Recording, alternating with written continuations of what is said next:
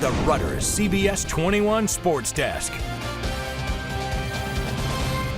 Central Dauphin taking on St. Joe's Prep in the state title game. St. Joe's Prep already up 7-0 when a punt is blocked and taken back for the score.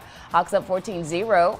In the second quarter, Malik Cooper finds Marvin Harrison Jr., who takes it 34 yards for the score. St. Joe's Prep would lead 21-0 at the half. Now in the second, CD finally gets on the board behind with this 19-yard run. Hawks still up though, 21-7, but St. Joe's Prep would answer right back with a 45-yard touchdown run. CD drops a tough one as the Hawks go on to win 35-13 and defend their state title.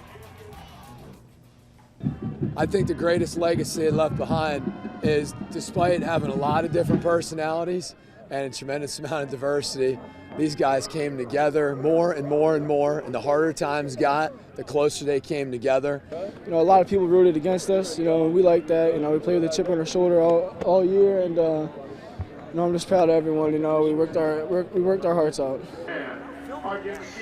But congratulations are in order to Messiah College. They captured the 2019 NCAA Division III Women's Soccer National Title. They beat William Smith 1-0 in today's championship game in North Carolina. This is the 6th national title in Messiah women's soccer history. To the indoor soccer arena, where the Harrisburg Heat had their home opener today from the Farm Show complex. They were coming off a big win last week over the Rochester Lancers and were looking to beat them again tonight. In the first quarter, the Heat up 3-0 on a free kick. The ball goes off the boards and then bounces off the defender's head and into the net. An own goal for the Lancers. Heat lead 4-0 in the final frame. The Heat in a commanding lead 6-1 when Dominic Francis gets the pass around the boards and roofs it past the goalkeeper. The Heat win the game 7-1 and are 2-0. They play on the road tomorrow in Utica, New York. The Rutter's CBS 21 Sports Desk. Well, the Steelers came into today looking for revenge against the Cleveland Browns after their last meeting ended in helmet-induced controversy and defeat. Starting off in the second quarter, it wasn't looking good for the Steelers. Baker Mayfield finds Kareem Hunt for a 15-yard touchdown to put the Browns up 10-0. But after a field goal, Devlin Hodges throws a touchdown pass to James Washington. He makes the fantastic catch as he was being pulled down. Steelers tie it up. And the third, Benny Snell takes it in and puts the Steelers in the lead 17-10. They go on to win after they pick off Baker Mayfield. 20-13 is the final. And it was a day to forget for the Eagles as they were in Miami to take on the Dolphins. After a back-and-forth start, the Eagles looked to be in command 28-14 early in the second half thanks to a pair of Carson Wentz touchdowns. But the Dolphins refused to go down today as Miami storms back and scores 20 straight points to hand the Eagles their 7th loss of the season, 37-31. Head coach Doug Peterson and Carson Wentz opened up about the surprising loss. We self-destructed in a couple areas today, and it hurt us. And we didn't make enough plays. They made them. We didn't. There's really no excuses. We just didn't make enough plays. We're going to go back to work. We're going to learn from it, and hopefully be better next week. The Ravens took on the strong San Francisco 49ers at home in a matchup of division leaders. It was a close game throughout today. Back and forth they went, trading touchdowns. The Ravens were leading 14-7 in the second quarter when Raheem Mostert takes it 40 yards to pay dirt. Niners tie it at 14. It's tied again at 17 in the final seconds when Justin Tucker comes on to kick the game-winning field goal. And he nails it from 49 yards out. The Ravens hold on to win 20-17 in inclement weather. Yes, weather conditions were not ideal throughout the game. Yeah, you know, you wouldn't rather have anybody else in that situation. I mean, that field, that wind, that rain, all that stuff that was going on there, that's the guy you want in that situation. I'm very grateful that we have him on Thanksgiving weekend. And we already showed you all those Fuzzy friends flying in Chocolate Town, but could the Bears finish off the night with a win? After that first goal, the Bears had to fight back in this one. Shane Gersich and Beck Mallenstein both got on the score sheet in what was a back-and-forth affair. But the Hartford Wolfpack would force overtime, and in that extra period, it's the young prospect, Brett Leeson, who pops in his own rebound to seal the deal. And it was also his first professional goal. What a way to end the night in Hershey. The Rutgers CBS 21 Sports Desk. The winless Bengals take on the Steelers. In the second quarter, Steelers up 3-0. Ryan Finley finds Tyler Boyd in the end zone to put the Bengals on top 7-3.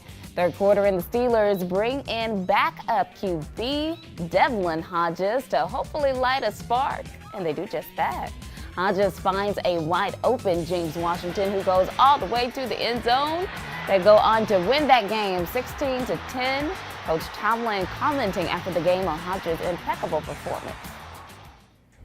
Made a quarterback change in the second half there. Just felt like our offense needed a spark. Mason wasn't doing enough. The only expectation that I have is, like, if my number's called, stay ready, be ready. So, you know, it's kind of hard to do when you're not getting reps at practice. And you can bet he'll probably be getting more reps in practice as the Steelers face the Cleveland Browns next week. In field hockey, Franklin and Marshall College took on Middlebury for the NCAA Division III title. It was a very hard-fought battle between the two teams, but Middlebury comes away with the victory, making it a three-peat for the team. This was, however, F&M's first appearance in the championship since 1981. You can't let that slide by. The Diplomats had a great 20-win record-setting season. Big congrats to them. And three local football teams still in action this week. The PIAA just released the schedule for the semifinal games. Listen up. The 4A division, Lampeter Strasburg travels to Hollidaysburg to battle the undefeated Jaguars of Thomas Jefferson in a 1 p.m. showdown.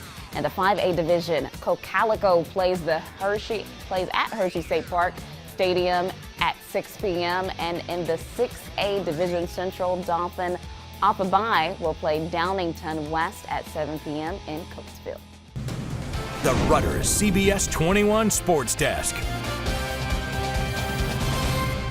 Number 8, Penn State taking on rival number 2, Ohio State, in a must-win game for Penn State. Stakes were high. The Big Ten championship and a possible playoff spot are on the line. The first half was all Ohio State. In the second quarter, the Buckeyes up 14-0. Justin Fields finds KJ Hill in the end zone for the touchdown. They go into halftime up 21-0. Looking like the game would be a blowout. Second half, and Penn State finally finds the red zone. Journey Brown takes the handoff and goes right through the middle to put Penn State on the board. They score again off of an Ohio State turnover and then a field goal, making it 21-17. But that would be all Penn State could muster up, falling to Ohio State. The annual Harvard-Yale football game was briefly delayed due to protesters on the field at the Yale Bowl. The protest causing a 48-minute delay following the second quarter of the game. More than 150 students and alumni of both schools stormed the field holding signs demanding the colleges stop funding fossil fuel companies. According to ESPNU's broadcast, police peacefully escorted protesters off the field, some asking to be arrested. Yale went on to win the game in double overtime, 50-43. Now over to the Frozen Pond, where the Flyers host the Calgary Flames. Up to the second period, tied at 0, the Flyers get a shot on the goal. Jacob Voracek finds the puck in the crease and fires it home. 1-0 Fly Guys.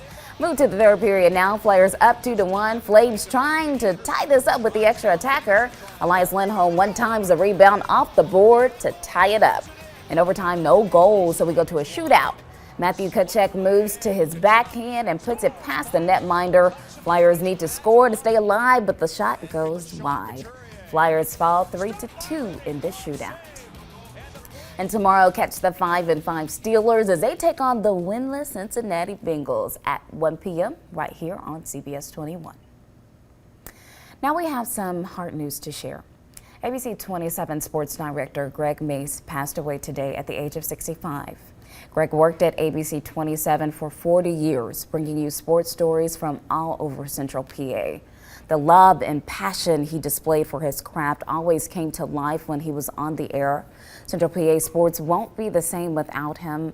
Thank you, Greg, for telling us all such wonderful stories and impacting countless others. Our hearts go out to Greg's family, his friends, and the ABC 27 News team.